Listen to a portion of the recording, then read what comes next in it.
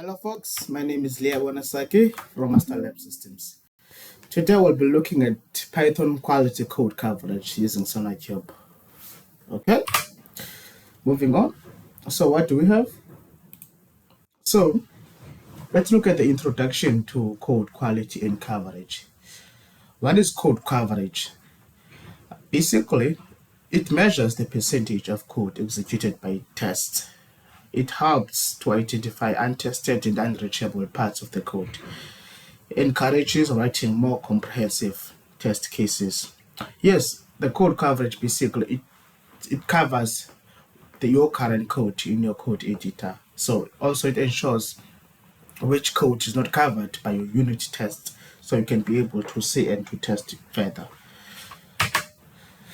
Okay, moving on. So let's look at why does code coverage matter. So basically, it ensures the maintainability, scalability, and performance in your code. Also, it reduces bugs, vulnerabilities, and technical debt. It improves collaboration and development efficiently. Yes, because of normally developers don't really like to engage more on the test cases or the test scenarios. So it ensures that development and also that collaboration between testers and developers to ensure that they integrate their work together and they can produce a highly testable code that is covered already by unit tests. Okay, so let's look at the introduction for SonarQube. What is SonarQube? SonarQube is an open source platform for continuous code quality inspection. It detects bugs, security vulnerabilities, and code smells. Provides a detailed report on test coverage and maintainability. Yes, SonarQube detects bugs in your code and also it provides those code smells and some code suggestions. Also, it ensures that it generates some proper reports for your code coverage and also gives you a detailed report on what code is covered by your test and which one is not covered, and also gives you the code smells in your code and also some suggestions that you can take to further up your code or to touch it up your code. Okay, so let's look at the key features for SonarQube. So SonarQube provides a code coverage analysis, also a study code analysis, a security vulnerability detection, a code duplication detection. Also, it supports multiple programming languages, especially the high-level programming languages such as Java, Python, PHP, whatever case it may be. Okay, so let's look at setting up SonarQube. So basically, there are many ways you can set up you can spin up your own SonarQube environment. You can use a Docker by just doing a Docker pull SonarQube and then run the SonarQube image.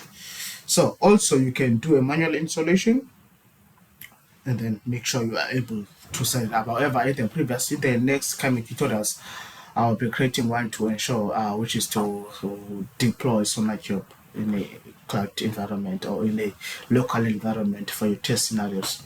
So also, once you can be able to set up SonarQube, you should be able to access it probably on your local host on port 9000.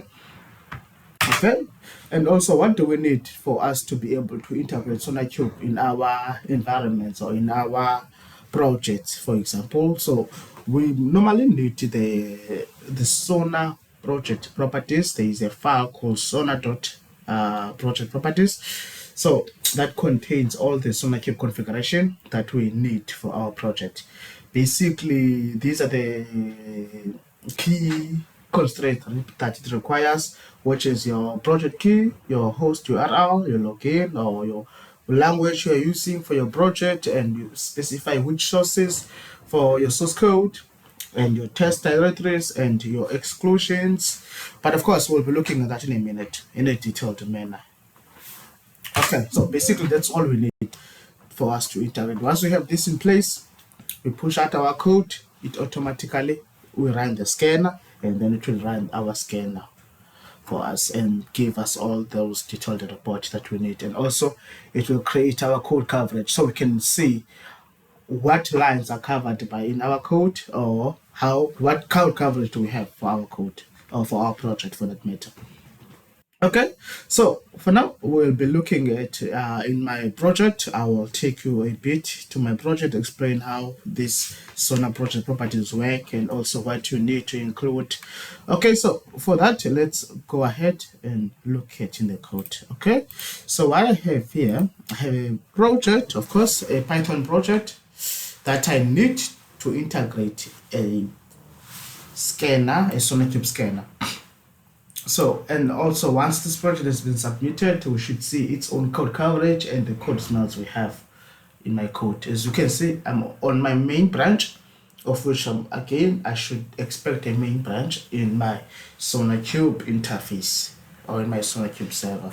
Okay, so basically what we need is, I've explained that we need this file, which is the Sonar project properties. So what we have there is my project key, as you can see, project name, base directory. Of course, we need to exclude the test, because how code coverage work is that it only measures your code, which is your sources, not the unit test. It doesn't have to look at your unit test, because of, those will be covered by the test cases. So hence, so you can see that we have excluded them, all the test directories. Okay, again, this is where the coverage report has to be created and submitted on. Same goes for the report for the test cases. It needs to be in that directory. Of course, we need to provide the path to our tests, and also the path to our sources, and also the Python version we are using, of course, the scanner needs to use, of course. Okay, so in my case, I'm using the CI/CD. So what happens is that I've created a branch. Once you create a branch, or you have any branch you are using on, you add your Sonar project properties. So to my case, as soon as I commit to this thing, my CI/CD will kick, start the scanner, and also generate those reports in the scanner and submit those in my SonarQube server, meaning in my SonarQube interface. So unlike having to manually run this SonarQube scanner manually. So okay, so in my case, I'm just gonna take you to my pipeline that I'm using that invoke this Sonar project properties. So okay, I have this smaller pipeline that I'm using. So what it does, just run the test for us, create a build, and submits all the artifacts. Of course, those can be images, Docker images, or whatever artifacts the case might be. Basically, in this case, we are looking at the report for SonarQube. Okay, and again, we have now this quality.yaml. So this is what SonarQube is expecting at my case. So as you can see, at my test stage, so my pipeline file contains two stages, basically, which is the test stage and the build stage.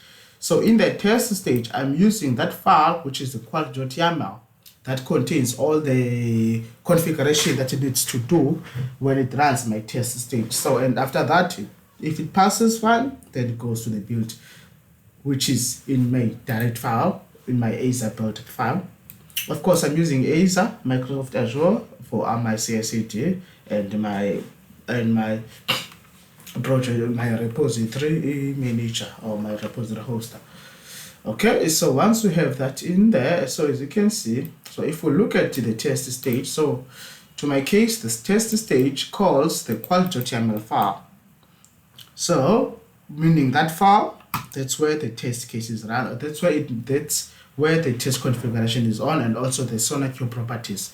So let's look at the test. What it have, which is the quality.yaml. Okay, so first of all, it does that. So let's look at the first task it does, which is the SonarQube prepared 6.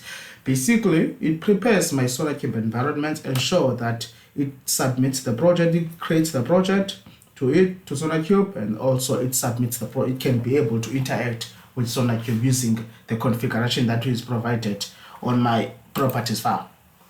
So again, we have the input, which is the SonarQube URL, localhost port 9000, scanner mode. Of course, I will be using a CLI as my scanner mode instead of directly go into the UI, SonarQube UI, and run the scanner there. So since this is integrated in my pipeline, hence I have to use the CLI to run the scanner. So the scanner mode, of course, the config mode now, it's a file because of I'm getting my properties from a file. So instead of like us supplying them those directly here, I'm getting them from a file. So hence the scanner mode is a file, and the config file, I'm passing the path, which is the full path, to my properties file, to my Sonar project properties file. As you can see, you have that in there. That's my full path again. Okay, moving on. Basically, if you're coming from a Python environment, you should be familiar with this already. Creating a visual environment, unpacking the dependencies, running the test. That's what this basically means. So once the test has been run, what it needs to do now, it will create some report to our directories. As you can see, I've explained already, it will create those reports to our directories. Basically, with the reports we would be expecting, it's a test report and the current report. So looking at this next task now, which is the publish test results. So meaning this task has to publish those generated test results to our SonarQube. So of course, and then next task that we have, it's the publish code coverage results. So what this one does, it publishes the code coverage that were generated in that path. So it just gonna grab the coverage report and submit them to SonarQube. So moving on, we have now the next task, which is SonarQube analyze. So what this one does, basically, it just analyzes the submitted test report, so, and create a coverage for us. So moving on is we have the last one, which does now the SonarQube publish. So this one, they analyze the results. It will publish those results to our SonarQube, so we can get our code coverage and look at our analysis that was made by SonarQube. Okay, once we have all of this in place, we should be ready to push it up. So in my case, again, to recap, my file, which is my build file, my pipeline file, calls the templates file, which is calls the quality file that has the test stage. Once it runs that, it moves on to the build if it is success, of course. So again, you have all of that in place. Then you push this to ASA, and then it should trigger the pipeline, and also you should be able to get your Sonar scan. Okay, so in my case, I'm gonna now call out my SonarQube interface just to look at this thing. Of course, I've already done this process, so I'm just gonna call my interface for SonarQube. Okay, so again, this is what we are expecting for SonarQube. This is the interface for SonarQube. So again, this is my main branch. I ran the pipeline 19 hours ago, the analysis. So as you can see, this was my coverage at that time when I ran it. I got this 58.8% again, which is not bad because it's already above 50%. However, in this case, to me, it was not sufficient because of I'm expecting for this to pass, it has to be at least at 80% and more.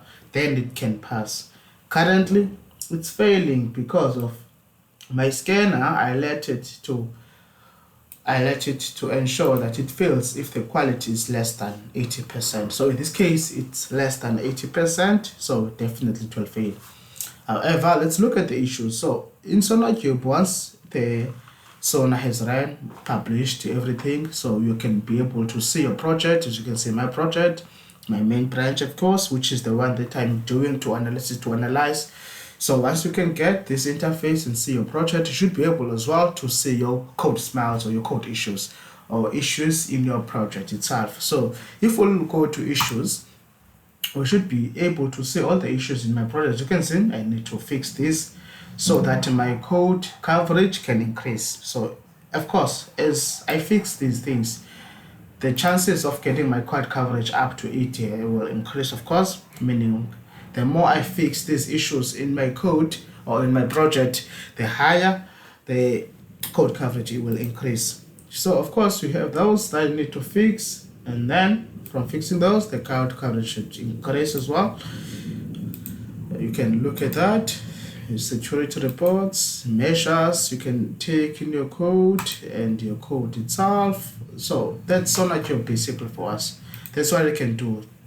A cool analysis to have in your code to ensure you are running a highly level tested code in production.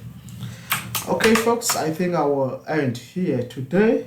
So if you have any questions for this tutorial, please subscribe, please like, please comment those in the comment section. Of course I'll be answering those. And again, if you have any questions, yes, you can DM, comment, send them to me. I'll be answering those. Please folks, if you like this video, please subscribe to my YouTube channel.